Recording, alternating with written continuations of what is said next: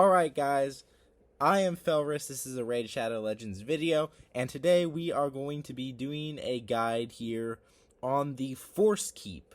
The Force Keep is a potion keep that I have already completely beaten, and I just wanted to show you guys kind of some of my strategies here for what we're doing. So the first thing we're doing is we are making everybody tanky, right? We're bringing Korugar here in the lead, right? Then we've got Fang Cleric. Now Fang Cleric is the strong affinity here. As you can see, we've got no magic types, right? So we don't want to bring anybody of the weak affinity because the Force Keep is super defensive, and so we don't want them to die. Like, they're gonna die way too quickly before they do anything valuable, right? So we're bringing 3 spirit types, and then Rathalos here is going to be our nuker. Korugar is going to help us mitigate damage. He's our defender. Fang Cleric is going to keep us alive and revive us.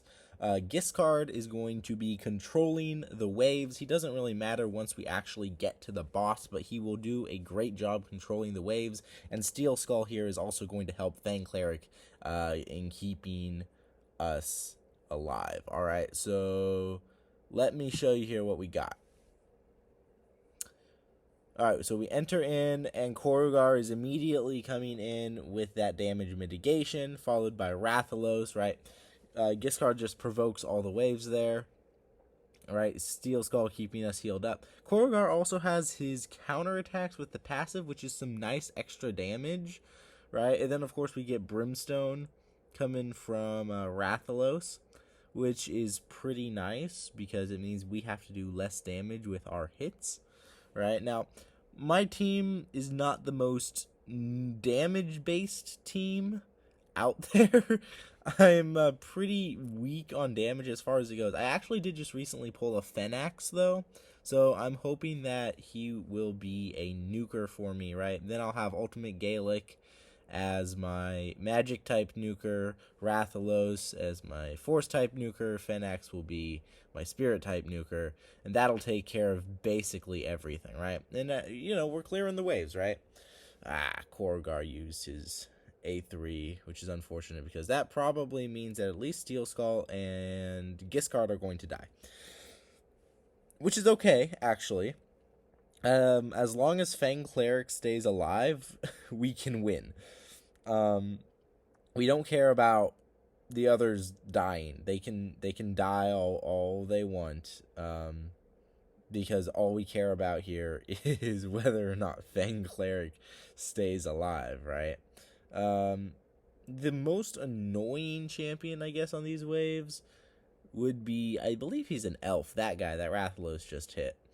I think he's an elf. I don't know exactly what he does or if he's any good, but he's certainly annoying on these waves because once he gets the block active skills, it just really slows everybody down. Korugar can, of course, cleanse it, assuming he resists it, but yeah, not the greatest, I wouldn't think. So I did recently get Korugar with over 50k HP, which is great. He's doing pretty well, I think. And the reason that you want his HP high is not only because his damage is based on his HP, but also because his heals are based on his HP.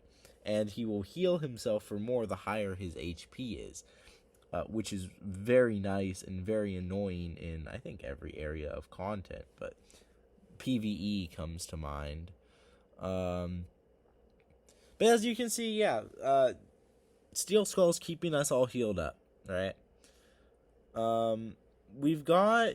Do we have decreased defense? Yes, we do have decreased defense. We have decreased defense coming from Rathalos. So our nuker is also going to be acting as our debuffer on the boss, which is just very interesting. As you can see, Rathalos also ignores defense with his spirit step slash, which is also really nice on the boss. So Rathalos is kind of the perfect damage dealer that we could ask for in this scenario, right? And of course I've got Brimstone on him, right?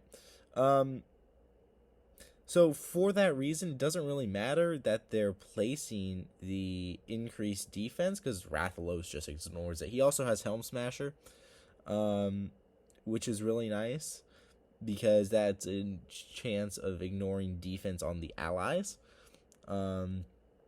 which he didn't seem to there, but hey, you know what? It's okay, right? Steel Skull is also going to be giving us cleanses. I really like Steel Skull. His cooldowns are less than ideal, but I really like him as far as healing goes. Between him and Cornelia, everyone stays alive quite well on this account.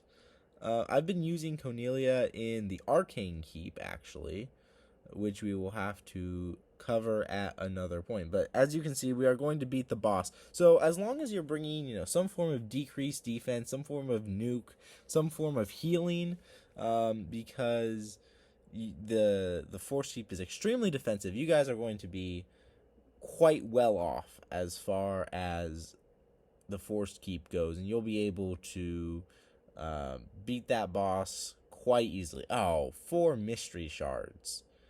Come on. That's annoying. Well, anyways, thank you all for watching. Let me know what you think about some of the different events and happenings that are going on in the comments below, and I will see you in another video.